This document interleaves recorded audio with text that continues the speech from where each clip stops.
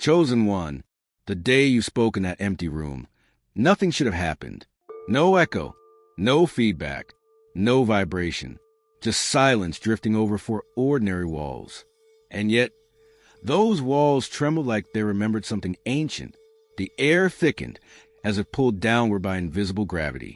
A subtle golden shimmer rippled across the floor, as though the ground itself recognized a frequency that did not belong to this era, because the voice that left your mouth wasn't human. It didn't originate in lungs or rise through the throat like regular sound. It came from somewhere far older than breath. The moment you spoke, a signal raced through the unseen realms. Layers of reality shifted to acknowledge it. Entities paused.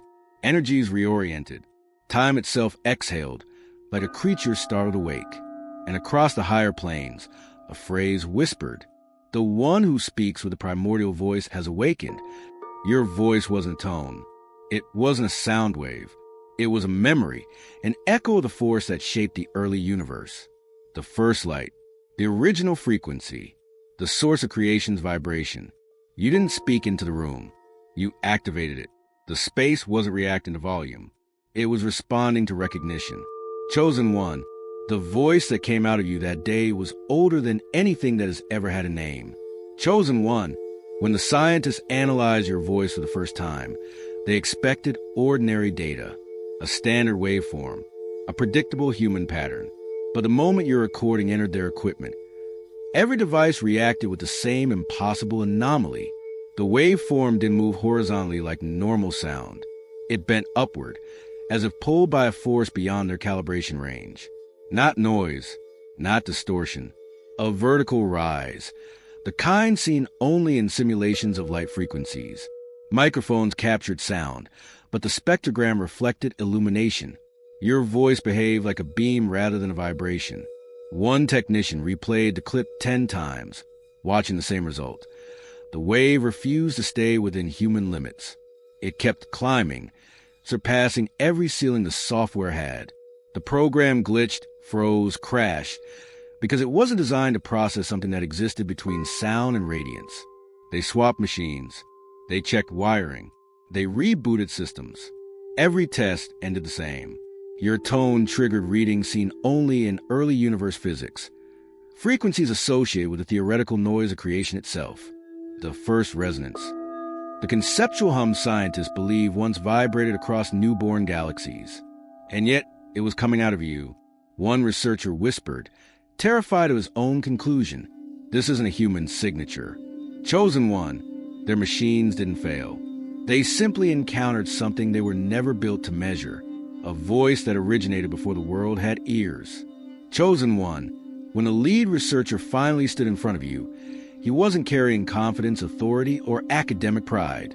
He was carrying fear, but not fear of you. Fear of the truth he had no language for. He had spent the night replaying the audio file, slowing it down, isolating tones, running it through spectrometers designed to detect signals from distant stars. Each time, the same impossible undertone appeared. A resonance not from a human body, not from any instrument, not from any known biological structure. His hands trembled when he said it out loud. His voice carries a non-human undertone. He didn't mean alien. He didn't mean monstrous. He meant primordial. The kind of sound that shouldn't exist in a modern, physical world. A frequency that predates language, predates biology, predates the separation between matter and light. A tone that belonged to the earliest breaths of reality itself. When he stood in front of you, he felt it directly. Not heard, felt. The air around you vibrated with a density no human voice could create. His pulse adjusted to match your tone. His nervous system shifted into submission, aligning itself with a higher resonance. He tried to steady his voice, but the words broke anyway. You're not generating this frequency. You're channeling it. He wasn't afraid of you speaking. He was afraid of what would happen if you stopped.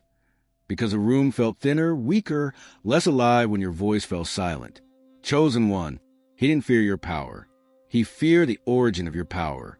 Because only one truth made sense to him. Your voice didn't come from your body. It came through your body. Chosen one, when you spoke again, the room didn't react like a room. It reacted like a living organism, receiving a command from something ancient. The vibration that left your mouth didn't travel outward like normal sound. It rippled downward, through the air, through the floor, through the microscopic dust resting on its surface. And the impossible happened. The dust lifted, not because of wind, not because of movement, but because gravity itself responded to your frequency. Your voice created a resonance field, a gentle upward pull that defied every principle known to physics. The particles floated for a moment, still, obedient, suspended in your tone, before settling again when you fell silent. No speaker system could replicate it. No simulation could model it. No scientist could explain it, because this wasn't a sound wave. It was a directive. Your voice didn't travel through the environment. The environment reorganized itself around your voice. The temperature shifted by a fraction. The light bent almost imperceptibly. The shadows pulled inward, as if listening. Air pressure dropped just enough for the human body to feel it subconsciously. This wasn't magic. This wasn't manipulation. This was recognition. Matter responded to you the way it responded to the earliest vibrations of creation, when the first sound molded galaxies and taught particles how to assemble. Chosen one, your voice didn't lift dust. It awakened dust.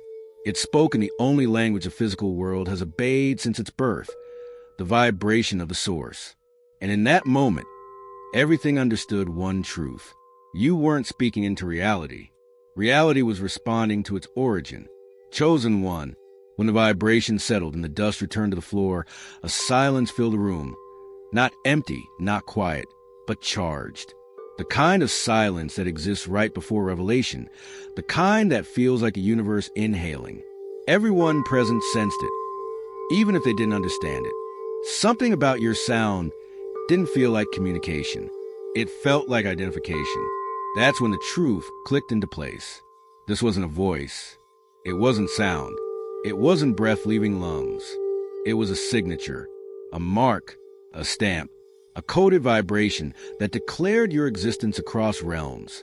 Human voices send messages outward, but your voice sends a message upward, a frequency that travels through dimensional layers like a flare from an ancient beacon, a call sign recognized not by people, but by the architecture of reality itself. Every word you speak carries a hidden layer beneath it, a harmonic vibration not accessible to ordinary hearing, a resonance that announces your presence to forces older than time. The waveform wasn't bending because it was powerful. It bent because it was coded. Your tone held the same structure observed in early universe frequency models, the patterns believed to be remnants of the first light. Scientists call it primordial noise. Ancient mystics call it the breath of origin. But you carry it naturally, involuntarily, effortlessly. Your voice didn't communicate. It revealed. It declared your identity without your permission. It exposed a truth you've carried since before embodiment. Chosen one, your voice is not something you use. It's something that remembers you. You don't speak to be heard. You speak to be recognized.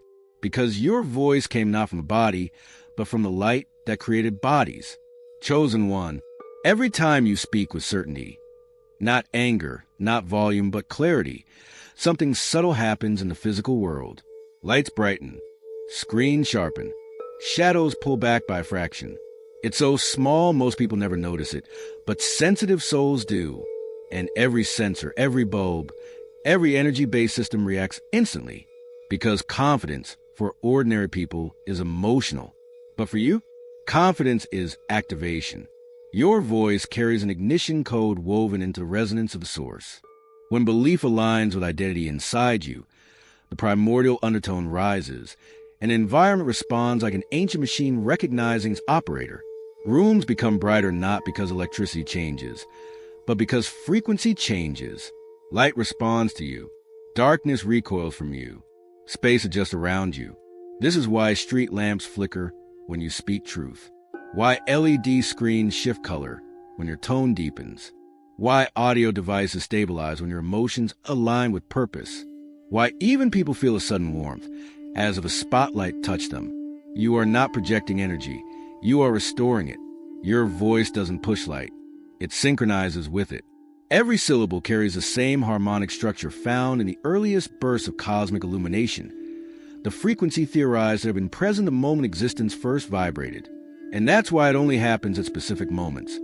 When you speak as who you really are, not as a persona, not as a role, not as a mask, but as the soul born from a first light. Chosen one, your voice doesn't brighten the room metaphorically. It does so literally by awakening the resonance that light obeys. Your confidence isn't emotional strength. It's frequency ignition. And every time you speak from identity, the world adjusts its brightness to match you.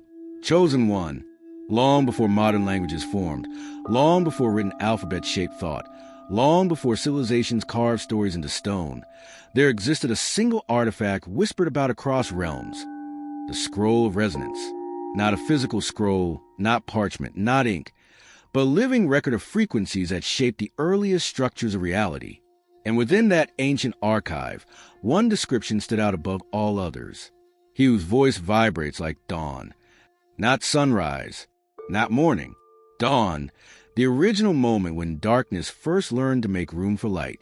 The scroll spoke of a being whose voice carried the same harmonic quality as the first illumination that spread across the void. A resonance capable of teaching reality how to respond. A tone that awakened the inert and commanded the unseen. This wasn't prophecy. It was documentation. A record of a presence that appears across cycles of existence.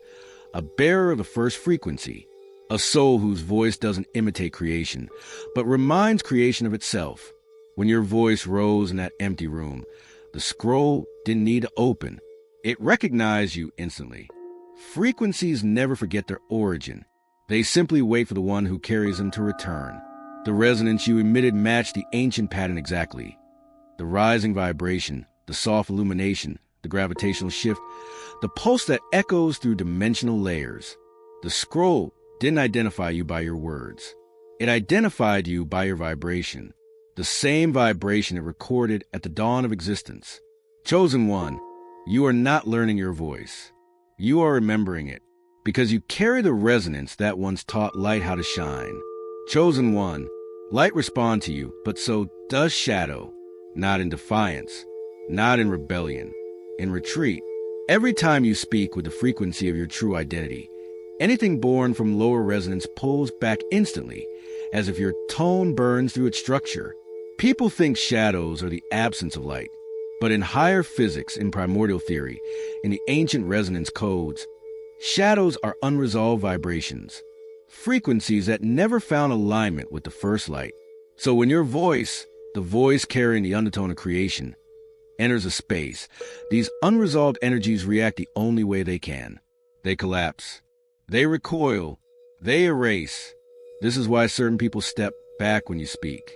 This is why tension dissolves mid-sentence.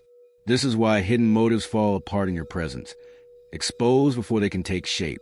Your tone destabilizes anything that cannot withstand truth. It isn't aggression. It's incompatibility. Dark entities, emotional, energetic, psychological, energetic, lose their form when your resonance enters. Not because you fight them, but because your voice disrupts the frequency they depend on to exist. You don't attack the shadow. You simply remove its hiding place. Your words act like a tuning fork for the environment. Everything either rises to match you or disappears. This is why people feel strangely safe around you. Why conflict evaporates. Why deception struggles near you. Why darkness avoids you. Your voice carries a harmonic signature that existed before shadows had meaning. It reminds every low vibration that its time is over. Chosen one, you don't silence darkness. You unmake it, not through force, but through resonance, the resonance of the source that speaks through you. Chosen one, while scientists analyze your waveform and shadows recoil from your tone, another realm had already completed its assessment. Not the religious angels of myth, not winged guardians from human imagination, but the celestial observers, the entities assigned to document frequencies that alter the architecture of reality. They do not watch actions. They measure resonance. And when your voice awakened the primordial undertone, the entire upper registry responded. A signal pulsed through the dimensional grid, a recognition code older than planets. and within moments, a report was filed into celestial archive. Subject carries the echo of the first light. This classification is almost never used. It is reserved for one type of being, a carrier of the original frequency, a soul whose voice contains a remnant of the energy that birthed existence itself. The observers documented more. Waveform exceeds physical spectrum. Undertone matches pre-creation resonance. Identity, non-local. Origin, light tier. They didn't analyze you as a human. They analyzed you as a phenomenon.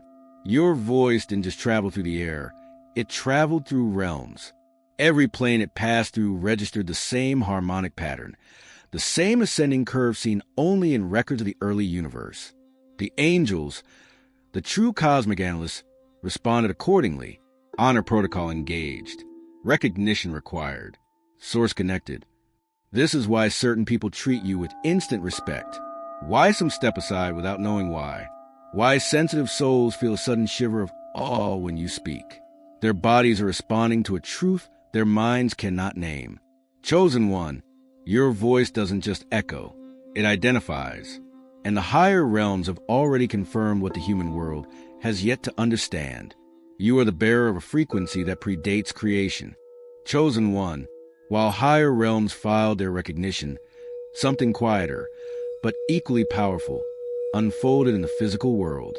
Humans, without understanding why, began reacting to your voice with instinctive alignment, not emotional reaction, not admiration, something deeper. Their nervous systems recalibrated. When you speak, people don't just hear you, they adjust to you. A stressed person takes a slower breath. An anxious person feels their pulse ease. A tense room softens as if pressure has been released. Arguments de-escalate without logic or effort. Children stop crying and stare at you with unfiltered calm. Your voice doesn't soothe them. It corrects them. Their bodies recognize the primordial undertone your tone carries, the same vibrational pattern associated with early cosmic harmony. Before thought existed, before conflict existed, before fear existed, there was resonance, a perfect vibration that held the universe together. Your voice still carries that pattern. That's why humans feel safe around you. That's why they listen even when they don't want to. That's why they feel clarity, grounding, stability, without knowing why. You're not persuading them. You're aligning them. Your voice acts like a tuning frequency for the human spirit. It stabilizes the unbalanced. It calms the chaotic. It quiets the overactive. It strengthens the weakened. Some people mistake this for charisma. Others call it presence. Some call it influence. But none of those words are accurate. It's resonance response. When your frequency enters a room, every human body within range chooses, consciously or unconsciously, to rise to match it. Chosen one, you don't speak to comfort people. You speak, and reality comforts them around you. That's the human effect of a voice that does not belong to time. Chosen one, there's a rule woven into the fabric of existence, a rule older than physics, older than stars, older even in the concept of reward. It is a law of resonance return. When a being speaks with the frequency of their true origin, reality must respond in proportion. This is why your life shifts when you speak from identity. This is why obstacles reposition themselves. Why doors open a second before you reach them. Why the right people appear at the exact necessary moment. Why protection surrounds you before danger even forms. Reality recognizes something in your voice that human ears cannot detect. The signature of the source. You are not blessed because you're lucky. You are not protected because you're favored. You are not supported because life works out. All of these are symptoms of a deeper truth. Your voice carries authority, and the universe must honor authority. Every time your tone aligns with purpose, a chain reaction unfolds. Paths straighten. Chaos retreats. Timing accelerates. Synchronicities cluster. Opportunities form from nothing. People feel compelled to help you.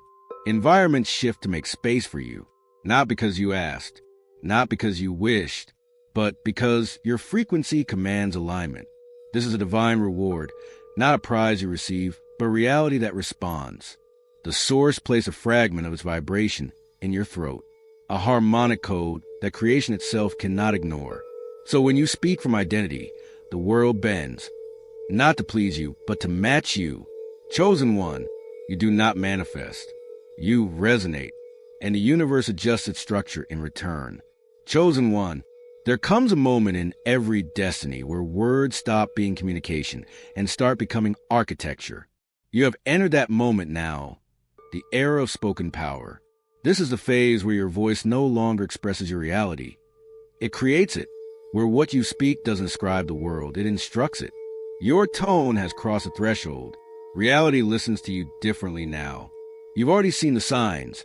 Your words manifest faster. Your intentions materialize with unnatural precision. Your predictions unfold as if they weren't predictions, but announcements. Your statements become blueprints that the environment quietly follows. People don't just hear you. They shift when you speak. Events don't just happen. They align after you speak. Paths don't just open. They respond to your declarations. It's not because you're powerful.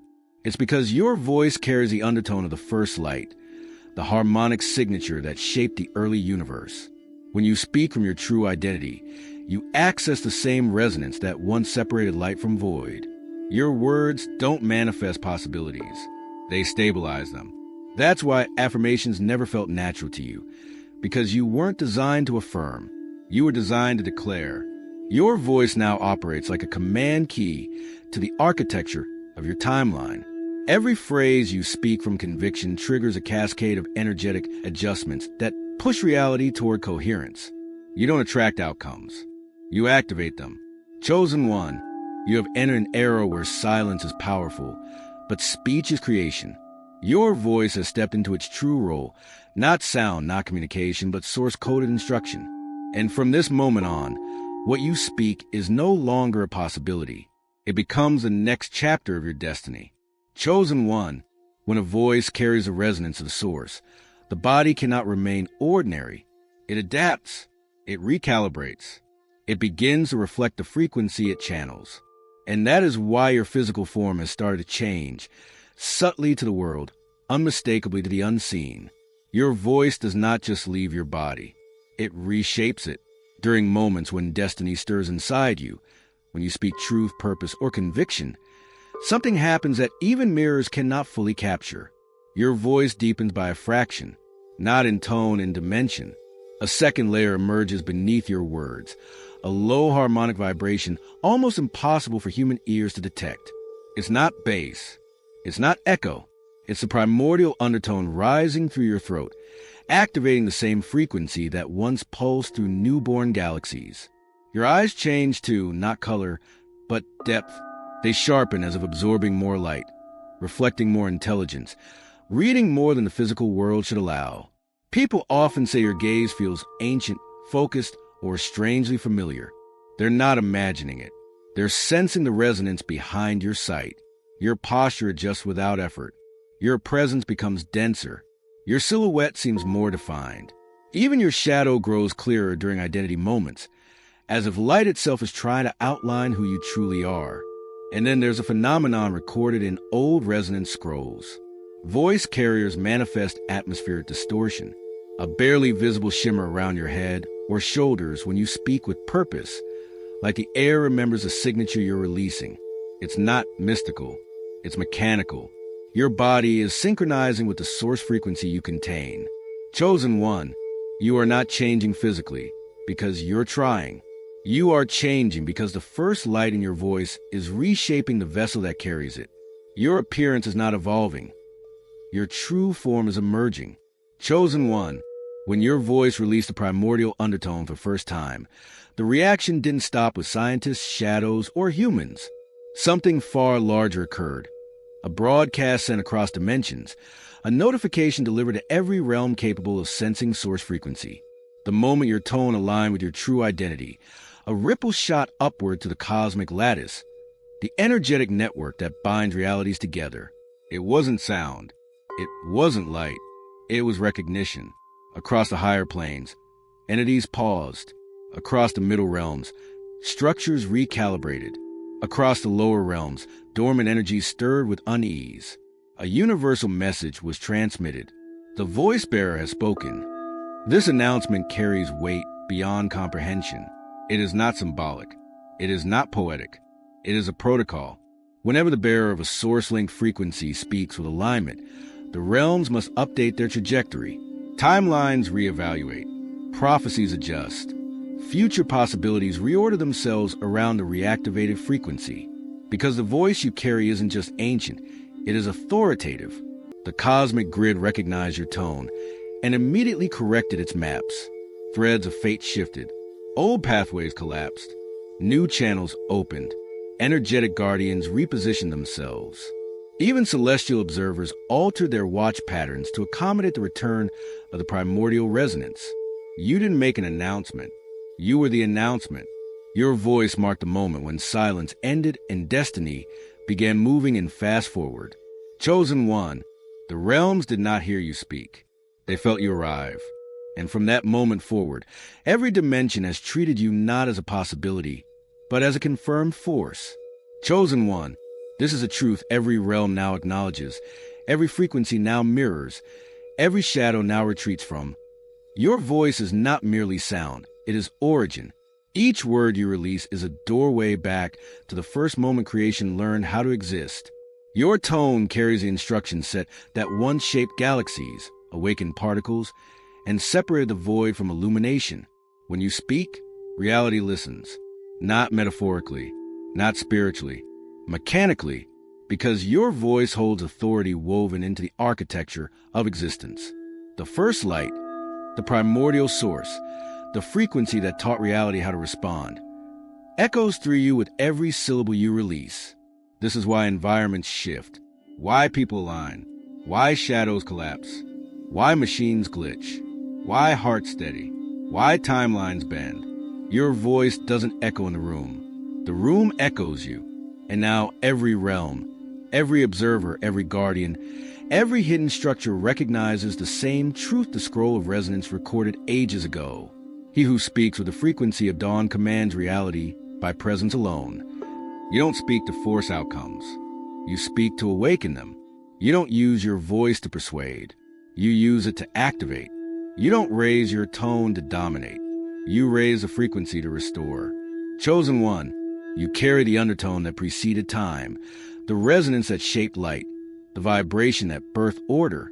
Your voice is not human. Your voice is not learned. Your voice is not trained. Your voice came from the light that made everything. And now that the first frequency has returned through you, nothing in this world, or beyond it, will ever stay unchanged when you speak.